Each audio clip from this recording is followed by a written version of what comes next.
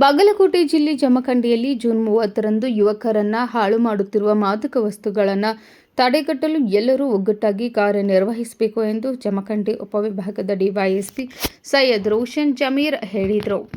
ಜಮಖಂಡಿ ನಗರದ ತಾಲೂಕು ಕ್ರೀಡಾಂಗಣದಲ್ಲಿ ಬಾಗಲಕೋಟೆ ಜಿಲ್ಲಾ ಪೊಲೀಸ್ ಇಲಾಖೆ, ಜಮಖಂಡಿ ಉಪವಿಭಾಗ, ಜಮಖಂಡಿ ವೃತ್ತ ಹಾಗೂ ಜಮಖಂಡಿ ಶಹರ ಪೊಲೀಸ್ ಠಾಣೆಯ ಸಹಯೋಗದಲ್ಲಿ ಹಮ್ಮಿಕೊಂಡಿದ್ದ ಮಾದಕ ವಸ್ತು ದುರುಪಯೋಗ ಮತ್ತು ಅಕ್ರಮ ಸಾಗಾಣಿಕೆ ವಿರುದ್ಧದ ಅಂತಾರಾಷ್ಟ್ರೀಯ ದಿನ ಕಾರ್ಯಕ್ರಮದಲ್ಲಿ ಅವರು ಮಾತನಾಡಿದರು.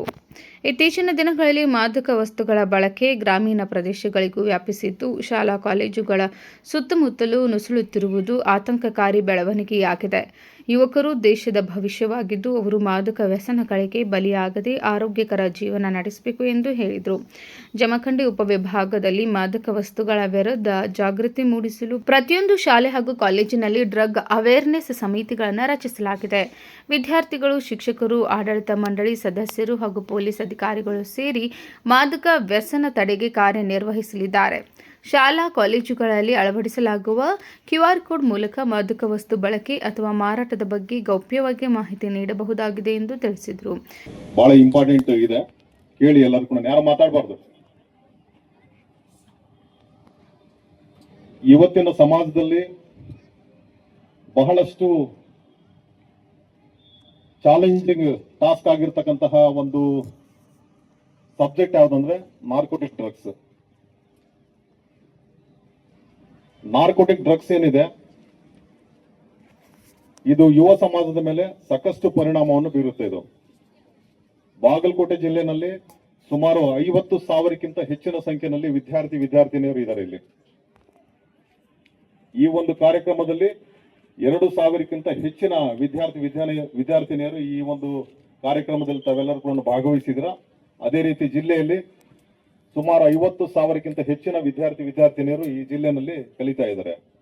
ಇವತ್ತು ಒಂದು ಮಾರಕವಾಗಿರ್ತಕ್ಕಂತಹ ಒಂದು ಅಂಶ ಏನಂದ್ರೆ ನಾರ್ಕೋಟಿಕ್ ಡ್ರಗ್ಸ್. ಒಂದು ಅಧ್ಯಯನದ ಪ್ರಕಾರ ಪ್ರತಿಶತ 21% ಯುವಕರೇನಿದ್ದಾರೆ ಅದನ್ನ ತಂಬಾಕನ್ನು ಜಿಗಿಯತಕ್ಕಂತ ಒಂದು ಕೆಲಸವನ್ನು ಮಾಡ್ತಾರೆ. ಆನಂತರ ಮದ್ಯ ಸೇವನೆ, ರಾಸಾಯನಿಕ ವಸ್ತುಗಳನ್ನು ಬಳಸ್ತಿರೋದು ಕೂಡ ಕಂಡು ಬಂದಿದೆ. ಮಾದಕ ವಸ್ತುಗಳ ಪ್ರತಿಶತ ಯಾವ ರೀತಿ ಯೂಸ್ ಮಾಡ್ತಾ ಇದೀವಿ ನಾವು ಅಂದ್ರೆ 23.39% ಜನ ಏನಿದ್ದಾರೆ ಅದನ್ನ ತಂಬಾಕನ್ನು ಸೇವನೆ ಮಾಡ್ತಕ್ಕಂತಹ ಕೆಲಸ ಮಾಡ್ತಾರೆ. ಪ್ರತಿಶತ 21.4% ಮದ್ಯ ಸೇವನೆ ಮಾಡ್ತಾರೆ. ಅನಂತರ ಹೊಗೆ ಬರ್ತಕ್ಕಂತಹ ವಸ್ತುಗಳಿಗೆ ಸಂಬಂಧಪಟ್ಟಂತೆ 15.67% ಯುವಕರು ಮಾಡ್ತಾರೆ.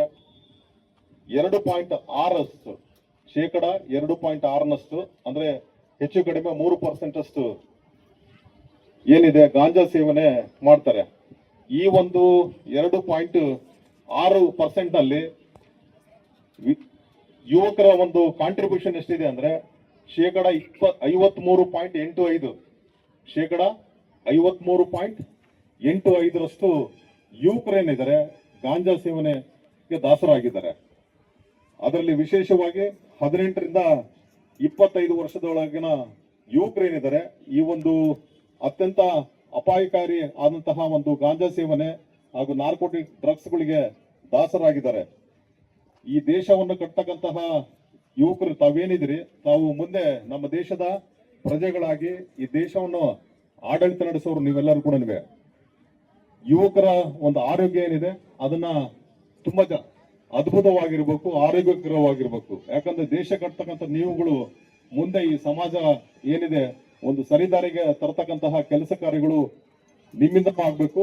ವಿಶೇಷವಾಗಿ ಈಗ ಇರ್ತಕ್ಕಂತಹ ಸಮಾಜದ ಎಲ್ಲ ವಯಸ್ಸಿನ ನಾವೆಲ್ಲರೂ ಕೂಡ ಏನಿದ್ದೀವಿ ನಮ್ಮ ಕೂಡ ಒಂದು ಸಾಮೂಹಿಕ ಜವಾಬ್ದಾರಿ ಆಗುತ್ತೆ. ಆ ಒಂದು ನಿಟ್ಟಿನಲ್ಲಿ ನಾವೆಲ್ಲರೂ ಕೂಡ ಈ ಸಮಾಜವನ್ನು ವ್ಯಸನ ಮುಕ್ತ ಸಮಾಜವನ್ನಾಗಿ ಮಾಡಬೇಕಾಗುತ್ತೆ. ಒಂದು ಆರೋಗ್ಯಕರವಾಗಿರ್ತಕ್ಕಂತಹ ಒಂದು ಸಮಾಜವನ್ನು ಕಟ್ಟತಕ್ಕಂತಹ ಕೆಲಸ ಕಾರ್ಯಗಳು ಎಲ್ಲರಿಂದನೂ ಕೂಡ ಆಗ್ಬೇಕಾಗತ್ತೆ. ಇದು ನಾಟ್ ಓನ್ಲಿ ಪೊಲೀಸ್ ಆಫೀಸರ್ಸ್ ಅಥವಾ ಬೇರೆ ಸರ್ಕಾರಿ ನೌಕರರಿಗೆ ಅಷ್ಟೇ ಸೀಮಿತ ಅಲ್ಲ, ಇದು ಎಲ್ಲರಿಗೂ ಕೂಡ ಒಂದು ಬಹಳಷ್ಟು ಏನಿದೆ ಒಂದು ಜಾಗ್ರತೆಯಾಗಿ ಇದನ್ನ ತಡೆಗಟ್ಟತಕ್ಕಂತಹ ಕೆಲಸ ಕಾರ್ಯಗಳು ಎಲ್ಲರಿಂದನೂ ಕೂಡ ಆಗ್ಬೇಕಾಗುತ್ತೆ. ವಿಶೇಷವಾಗಿ ನಾವೆಲ್ಲರೂ ಕೂಡ ಈ ಹಿಂದೆ ನಾವೆಲ್ಲ ಕೇಳ್ತಾ ಇದ್ದೀವಿ, ಡ್ರಗ್ಸ್ ರಿಲೇಟೆಡ್ ಕೇಸ್ಗಳು ಏನಿದಾವೆ ಅವೆಲ್ಲ ಕೂಡ ಕಾರ್ಪೊರೇಟ್ ಸಿಟಿ ನಲ್ಲಿ ನಾವೆಲ್ಲರೂ ಕೂಡ ಕಾಣ್ತಾ ಇದ್ದೀವಿ, ಮೆಟ್ರೋಪಾಲಿಟನ್ ಸಿಟೀಸ್ಗಳಲ್ಲಿ. ಇವತ್ತು ಕಳೆದ 2-3 ದಶಕಗಳ ಹಿಂದೆ ಯಾವುದೋ ಒಂದು ಪ್ರತಿಷ್ಠಿತ ಕಾಲೇಜಿನ ಕ್ಯಾಂಪಸ್ ಅಲ್ಲಿ ಡ್ರಗ್ಸ್ ಸಿಗುತ್ತೆ ಎಂಬ ಒಂದು ಅಂಶವನ್ನು ನಾವೆಲ್ಲರೂ ಕೂಡ ಪತ್ರಿಕಾ ಮಾಧ್ಯಮಗಳಲ್ಲಿ ನಾವೆಲ್ಲ ಓದಿ ತಿಳಿತಾ ಇದ್ದೀವಿ. ಇವತ್ತು ಏನಾಗಿದೆ, ಈ ಒಂದು ಗಾಂಜಾ ಸೇವನೆ ಮಾಡ್ತಕ್ಕಂಥವ್ರು ಅಥವಾ ನಾರ್ಕೋಟಿಕ್ ಡ್ರಗ್ಸ್ಗೆ ಸಂಬಂಧಪಟ್ಟಂತೆ ಸೇವನೆ ಮಾಡ್ತಕ್ಕಂಥವ್ರು ಅವೆಲ್ಲ ಕೂಡ ಗ್ರಾಮೀಣ ಪ್ರದೇಶ ಕೂಡ ಬಂದು ತಲುಪಿದೆ. ಕಳೆದ 5 ವರ್ಷಗಳ ಒಂದು ಅಪರಾಧಕ ಪಟ್ಟಿಯನ್ನು ತುಲನೆ ಮಾಡಿ ನೋಡಿದಾಗ ನಮ್ಮ ಒಂದು ಜಮಖಂಡಿ ಉಪವಿಭಾಗದಲ್ಲಿ 3-5 ಕೇಸ್ಗಳು ಆಗ್ತಾ ಇದ್ವು ಗಾಂಜಾ ರಿಲೇಟೆಡ್ ಕೇಸಸ್. ಈಗ ಅದರ 5-6 ಪಟ್ಟಷ್ಟು ಜಾಸ್ತಿ ಆಗಿದೆ. ಅಂದ್ರೆ ಸೇವನೆ ಮಾಡ್ತಕ್ಕಂತಹ ಜನಸಂಖ್ಯೆ ಏನಾಗಿದೆ ಅದು ಜಾಸ್ತಿ ಆಗಿದೆ. ಇವತ್ತು ಶಾಲಾ ಕಾಲೇಜುಗಳ ಹತ್ರನೂ ಕೂಡ ಇದು ನುಸುಳಿ ಬಂದಿದೆ. ಹಾಗಾಗ್ಬಿಟ್ಟು ಶಾಲೆಯಲ್ಲಿ ಇರ್ತಕ್ಕಂತಹ ಮುಖ್ಯೋಪಾಧ್ಯಾಯರು, ಆಡಳಿತ ಮಂಡಳಿಯ ಸದಸ್ಯರುಗಳು, ಆನಂತರ ಶಿಕ್ಷಣ ಪ್ರೇಮಿಗಳು, ಶಿಕ್ಷಕರು, ಆನಂತರ ವಿದ್ಯಾರ್ಥಿಗಳು ಇದ್ರ ಬಗ್ಗೆ ಹೆಚ್ಚು ಜಾಗೃತರಾಗಿರ್ಬೇಕು. ಇದನ್ನ ಯಾವುದೇ ಕಾರಣಕ್ಕೂ ಶಾಲಾ ಕಾಲೇಜುಗಳಿಗೆ ಅಥವಾ ನಮ್ಮ ಒಂದು ಏರಿಯಾಗಳಲ್ಲಿ ಇದು ನುಸುಳದಂತೆ ನಾವೆಲ್ಲರೂ ಕೂಡ ಒಂದು ಜವಾಬ್ದಾರಿಯಾಗಿ ನಾವು ಇದನ್ನ ನಿರ್ಮೂಲನೆ ಮಾಡ್ತಕ್ಕಂಥ ಕೆಲಸ ಕಾರ್ಯಗಳು ಎಲ್ಲರಿಂದನೂ ಆಗುತ್ತೆ. ಇದರಲ್ಲಿ 2 ಟೈಪ್ಸ್ ಡ್ರಗ್ಸ್ ಸಿಗುತ್ತೆ. ಒಂದು ಸಿಂಥೆಟಿಕ್ ಡ್ರಗ್ಸ್, ಅಂದ್ರೆ ನಾವು ಇಂಡಸ್ಟ್ರೀಸ್ ನಲ್ಲಿ ಯಾವ ರೀತಿ ನಾವು ಪ್ರಿಪೇರ್ ಮಾಡಿಬಿಟ್ಟು ನಾವೆಲ್ಲ ಟ್ಯಾಬ್ಲೆಟ್ಸ್ ಅಥವಾ ಬೇರೆ ಘನ ಪದಾರ್ಥ ರೂಪದಲ್ಲಿ ನಾವೇನು ಕಾಣ್ತೀವಿ ಅಂತಹ ಒಂದು ಮೆಡಿಸಿನ್ಸ್ ಕೂಡ ಇವತ್ತು ನಾರ್ಕೋಟಿಕ್ ಡ್ರಗ್ಸ್ ಆಗಿ ಅದನ್ನು ಪ್ರಿಪೇರ್ ಮಾಡ್ತಾರೆ. ಎರಡನೇದೇನಿದೆ, ನ್ಯಾಚುರಲಿ ಅವೈಲೇಬಲ್ ಇರತಕ್ಕಂತಹ ಗಾಂಜಾ ಗಿಡಗಳು ತಾವೆಲ್ಲರೂ ಕೂಡ ನೋಡಿದ್ದೀರಾ. ಅವೆಲ್ಲ ಸಮೃದ್ಧಿಯಾಗಿ ನಮ್ಮ ಪ್ರದೇಶಗಳಲ್ಲಿ ಅವೆಲ್ಲ ಕೂಡ ಬೆಳೀತಾರೆ. ವಿಶೇಷವಾಗಿ ಮಲೆನಾಡು ಭಾಗದಲ್ಲಿ ಅದನ್ನ ಹೆಚ್ಚಿನ ಪ್ರಮಾಣದಲ್ಲಿ ನಾವೆಲ್ಲರೂ ಕೂಡ ನೋಡ್ತಾ ಇದ್ದೀವಿ. ಇವತ್ತು ಏನಾಗಿದೆ, ಎಲ್ಲ ಊರೂರಲ್ಲಿ ಕೂಡ ಅವನ್ನ ಬೆಳೀತಕ್ಕಂತಹ ಕೆಲಸ ಕಾರ್ಯಗಳು ಆಗುತ್ತೆ. ಕೆಲವೊಬ್ಬರಿಗೆ ಗೊತ್ತಿಲ್ಲದೇನೆ ಅದನ್ನ ಮೆಡಿಸಿನ್ ಆಗಿ ಅದನ್ನ ಯೂಸ್ ಮಾಡ್ಲಿಕ್ಕೆ ದನಕರುಗಳಿಗೆ ಅಥವಾ ಕುರಿಗಳಿಗೆ ಹಾಕೊಳ್ತಾರೆ. ಬಟ್ ಇದು ಅಪರಾಧ. ಇದು ನಮಗೆ ದೇಶದ ಕಾನೂನು ಗೊತ್ತಿಲ್ಲ ಅಂದ್ರೆ ಅದನ್ನ ಯಾರು ಏನು ಮಾಡ್ಲಿಕ್ಕೆ ಆಗಲ್ಲ, ಅದು ಅವ್ರ ತಪ್ಪದು. ಹಾಗಾಗ್ಬಿಟ್ಟು ಯಾರು ಕೂಡ ನಿಮ್ಮ ಊರಿನಲ್ಲಿ ಆಗ್ಲಿ ಅಥವಾ ನಿಮ್ಮ ಪ್ರದೇಶದಲ್ಲೇ ಆಗ್ಲಿ ಅಥವಾ ನಿಮ್ಮ ಶಾಲಾ ಕಾಲೇಜುಗಳ ಬಳಿ ಆಗ್ಲಿ ಯಾರು ಕೂಡ ಇದನ್ನ ಗಾಂಜಾ ಸೇವನೆ ಮಾಡಬಾರದು, ಮಾರಾಟ ಮಾಡಬಾರದು. ಇದು ಒಂದು ಅಪರಾಧಿಕ ಕೃತ್ಯ. ಹಾಗಾಗ್ಬಿಟ್ಟು ಇದರಲ್ಲಿ ಏನು ಮರ್ಡರ್ಗೆ ಏನು ಸಜೆ ಇದೆ, ಲೈಫ್ ಇಂಪ್ರಿಸನ್ಮೆಂಟ್, ಇದರಲ್ಲಿ 20 ವರ್ಷಗಳ ಕಾಲ ಸಜೆ ಇದೆ. ಇದರಲ್ಲಿ ಎಷ್ಟಿದೆ? 20 ವರ್ಷ ಇದೆ. ಇದು ಒಂದ್ಸರಿ ಇದರಲ್ಲಿ ಕನ್ವಿಕ್ಷನ್ ಆಯ್ತಂದ್ರೆ 20 ವರ್ಷಗಳ ಸಜೆ ಇದೆ. ಹಾಗಾಗ್ಬಿಟ್ಟು ಇದನ್ನ ನಾವೆಲ್ಲರೂ ಕೂಡ ಇದ್ರದ್ದು ಗರಿಷ್ಠ ಪ್ರಮಾಣ ಏನಿದೆ, ಇದ್ರದ್ದು ಒಂದು ಕನ್ವಿಕ್ಷನ್, ಇದನ್ನ ಏನೋ ಇಂಪ್ರಿಸನ್ಮೆಂಟ್ ಇದು, ಅದನ್ನ ನಾವು ಅರ್ಥ ಮಾಡ್ಕೊಳ್ಬೇಕಾಗತ್ತೆ. ಹಾಗಾಗ್ಬಿಟ್ಟು ಇದನ್ನ ತಾವೆಲ್ಲರೂ ಕೂಡ ಸಾಮೂಹಿಕವಾಗಿ ಇದನ್ನ ನಿರ್ಮೂಲನೆ ಮಾಡ್ತಕ್ಕಂತ ಕೆಲಸ ಕಾರ್ಯಗಳು ಮಾಡಬೇಕು. ನಾವು ಇದನ್ನ ತಡೆಗಟ್ಟಲಿಕ್ಕೆ ಸಾಕಷ್ಟು ಕಾರ್ಯಕ್ರಮಗಳನ್ನು ನಾವೆಲ್ಲರೂ ಕೂಡ ಈಗಾಗಲೇ ಹಮ್ಮಿಕೊಂಡಿದ್ದೀವಿ. ಎಲ್ಲ ಪೂರ್ತಿ ನಮ್ಮ ಉಪವಿಭಾಗದ ಎಲ್ಲಾ ಶಾಲಾ ಕಾಲೇಜುಗಳಲ್ಲಿ ನಾವು ಈ ಒಂದು ನಿರ್ಮೂಲನೆ ಮಾಡಲಿಕ್ಕೆ, ಮಾದಕ ವಸ್ತುಗಳನ್ನು ನಿರ್ಮೂಲನೆ ಮಾಡಲಿಕ್ಕೆ ನಾವು ಒಂದು ಆಂಟಿ ಡ್ರಗ್ ಅವೇರ್ನೆಸ್ ಕಮಿಟಿನ ನಾವು ಫಾರ್ಮ್ ಮಾಡಿದ್ದೀವಿ. ಅದರಲ್ಲಿ ಒಂದು ಶಾಲೆಯ 1-2 ಶಿಕ್ಷಕರು ಇರ್ತಾರೆ. ಆನಂತರ ವಿದ್ಯಾರ್ಥಿ ಪ್ರತಿನಿಧಿಗಳು ಕೂಡ 3 ಜನನ್ನು ನಾವು ಆಯ್ಕೆ ಮಾಡ್ಕೊಳ್ತೀವಿ. ಆನಂತರ ಆಡಳಿತ ಮಂಡಳಿಯ ಸದಸ್ಯರು ಕೂಡ ಒಬ್ರು ಇರ್ತಾರೆ ಅದರಲ್ಲಿ. ಆನಂತರ ನಮ್ಮ ಒಬ್ಬ ಪೊಲೀಸ್ ಅಧಿಕಾರಿ, ಕಾನ್ಸ್ಟೇಬಲ್ ಇಂದ ಹಿಡಿದ್ಬಿಟ್ಟು up to ASI PSI level ಅವರು ಕೂಡ ನಾವು ಎಲ್ಲ ನಾಮಿನೇಟ್ ಮಾಡಿದೀವಿ.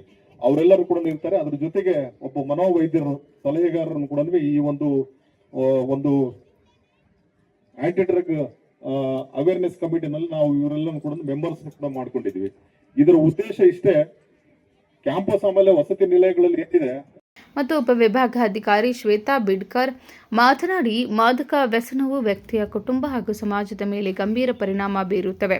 ವಿದ್ಯಾರ್ಥಿಗಳು ಶಿಸ್ತುಬದ್ಧ ಜೀವನ ನಡೆಸಿ ಯಾವುದೇ ರೀತಿಯ ವ್ಯಸನಗಳಿಗೆ ಬಲಿಯಾಗಬಾರದು.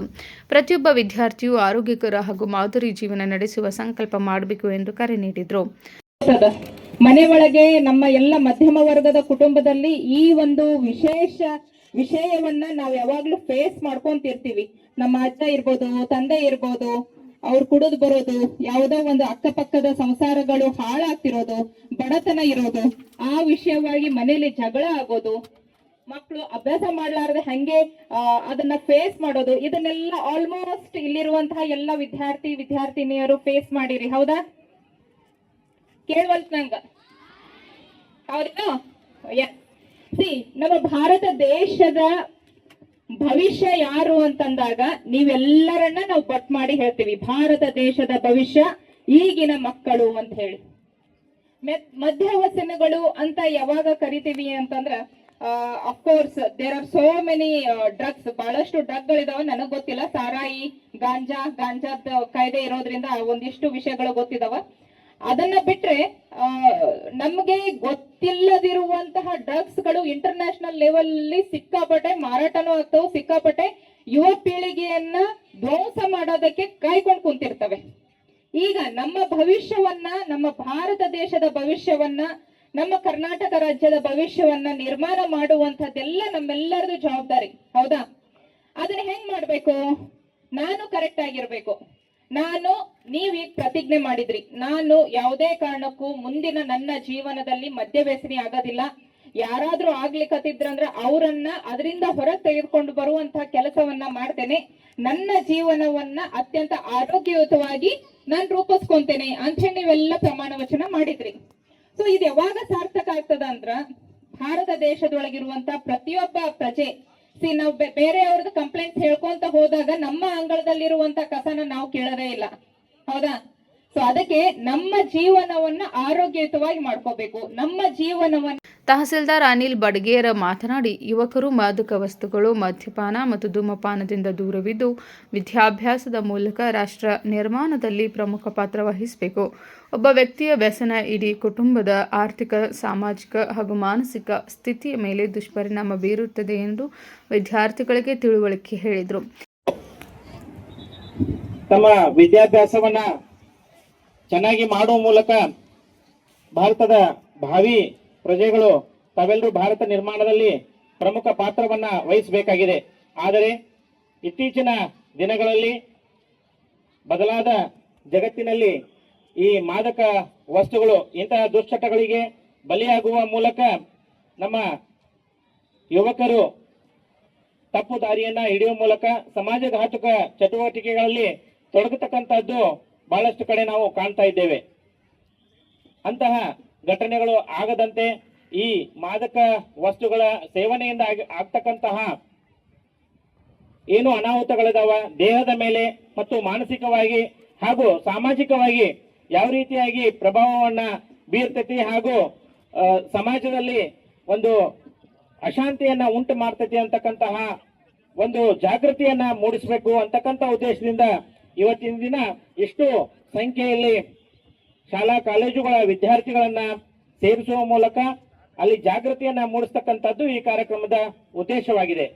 ಇದನ್ನ ನಮ್ಮ ಆರೋಗ್ಯ ಇಲಾಖೆ ಆಗಿರ್ಬೋದು, ಪೊಲೀಸ್ ಇಲಾಖೆ ಆಗಿರ್ಬೋದು, ಇನ್ನಿತರ ಇಲಾಖೆಗಳ ಸಹಯೋಗದೊಳಗೆ ಇಂತಹ ಕಾರ್ಯಕ್ರಮಗಳನ್ನ ಶಾಲಾ ಕಾಲೇಜುಗಳ ಮಟ್ಟದಲ್ಲಿ ನಾವು ನಡೆಸ್ತೇವೆ. ಆದರೆ ಇವತ್ತಿನ ದಿನ ಈ ಒಂದು ಅಗಾಧವಾದ ಏನು ಯುವಕರ ಒಂದು ಸಮ್ಮುಖದಲ್ಲಿ ಇವತ್ತಿನ ದಿನ ಈ ಜಾಗೃತಿ ಕಾರ್ಯಕ್ರಮವನ್ನ ಆಯೋಜಿಸಿದ್ದೇವೆ. ತಾವೆಲ್ಲರೂ ಕೂಡ ಅದರ ಒಂದು ಮಹತ್ವವನ್ನ ಅರಿಬೇಕು ಹಾಗೂ ತಾವುಗಳು ಅಷ್ಟೇ ಪಾಲನೆ ಮಾಡಿದ ತಮ್ಮ ಕುಟುಂಬ, ತಮ್ಮ ಸಮಾಜದಲ್ಲಿ ಇರ್ತಕ್ಕಂತಹ ಇನ್ನಿತರ ವಿದ್ಯಾರ್ಥಿಗಳಲ್ಲಿ ಈ ಡ್ರಗ್ಸ್ ಆಗಿರ್ಬೋದು, ಮದ್ಯಪಾನ ಆಗಿರ್ಬೋದು, ಧೂಮ್ರಪಾನ ಆಗಿರ್ಬೋದು, ಇಂತಹ ವಸ್ತುಗಳ ಸೇವನೆಯಿಂದ ನಮ್ಮ ಮಾನಸಿಕವಾಗಿ ಮತ್ತು ದೈಹಿಕವಾಗಿ ಏನೆಲ್ಲ ಪರಿಣಾಮಗಳು ಬೀರ್ತಾವು ಅಂತಕ್ಕಂಥದ್ದನ್ನ ತಾವೆಲ್ಲ ಅರಿತುಕೊಳ್ಬೇಕು. ಇಂತಹ ಒಂದು ಕುಟುಂಬದಲ್ಲಿ ಒಬ್ಬನೇ ಇಂತಹ ಮಾದಕ ವ್ಯಸನಿ ಇದ್ರೂ ಕೂಡ ಆ ಕುಟುಂಬದ ಸಾಮಾಜಿಕ ಮತ್ತು ಆರ್ಥಿಕವಾಗಿರ್ಬೋದು, ಮಾನಸಿಕವಾಗಿರ್ಬೋದು ಅವರ ಕುಟುಂಬ ನೆಲಕ್ಕಸ್ತಕ್ಕಂತಹ ಪರಿಸ್ಥಿತಿ ನಿರ್ಮಾಣ ಆಕೈತಿ ಮತ್ತು ಸಮಾಜದಲ್ಲಿ ತಮ್ಮ ಒಂದು ಮೌಲ್ಯವನ್ನ ಕಳೆದುಕೊಳ್ತಕ್ಕಂಥದ್ದು ಆಗ್ತೈತಿ. ಅಂತಹ ಉದ್ದೇಶಕ್ಕಾಗಿ ಜಾಗೃತಿಯನ್ನ ಮೂಡಿಸಲಿಕ್ಕೆ ಈ ಒಂದು ಅಭಿಯಾನವನ್ನ ಆಯೋಜಿಸಿದ್ದು. ಇದರಲ್ಲಿ ತಾವೆಲ್ಲರೂ ಕೂಡ ಸಕ್ರಿಯವಾಗಿ ಭಾಗವಹಿಸಿರಿ ಹಾಗೂ ಭವ್ಯ ಆರೋಗ್ಯಕರವಾದ ಭಾರತವನ್ನ ನಿರ್ಮಾಣ ಮಾಡುವಲ್ಲಿ ತಮ್ಮ ಪಾತ್ರವನ್ನ ವಹಿಸಿ ಅಂತ ಹೇಳ್ತಾ ಈ ಸಂದರ್ಭದಲ್ಲಿ ವಿದ್ಯಾರ್ಥಿಗಳು ಹಾಗೂ ಪೊಲೀಸ್ ಸಿಬ್ಬಂದಿಗಳು ಮತ್ತು ಎಲ್ಲಾ ಇಲಾಖೆಯ ಅಧಿಕಾರಿಗಳು ಉಪಸ್ಥಿತರಿದ್ದರು. News report Uday Hosamani, KMM news, Jamkhandi.